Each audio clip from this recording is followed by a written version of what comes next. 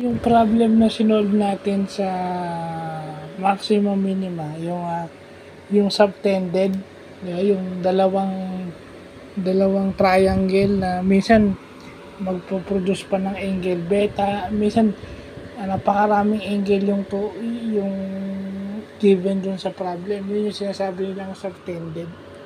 So, yun yung yung subtended angles daw is yung subtended is concept sa geometry na ini-include yung extension ng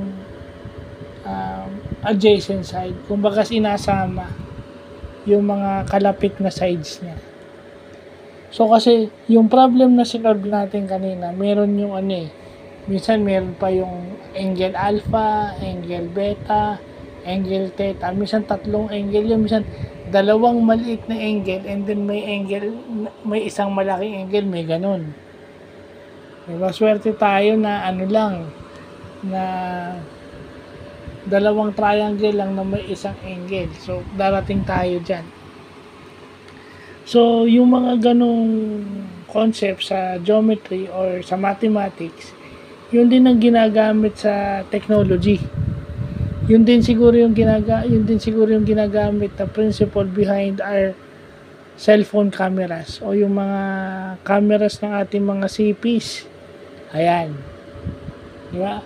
Pagka mas malayo tayo sa object, mas maliit yung angle, hindi natin makitang maayos. Kasi maliit yung object.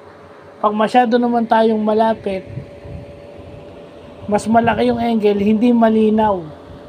Pero kung maliit yung object, napakalaki naman ng object. Diba? So, kailangan lang nating makakuha ng tamang distance para ma-maintain kailangan natin makakuha ng tamang distance para makita natin sa magandang angulo yung object na tinitingala natin, di ba? So, yun yung na-realize natin kasi sa camera, di ba? Pag mas malapit ka, mas malaki masyado. Pag mas malayo ka, mas maliit.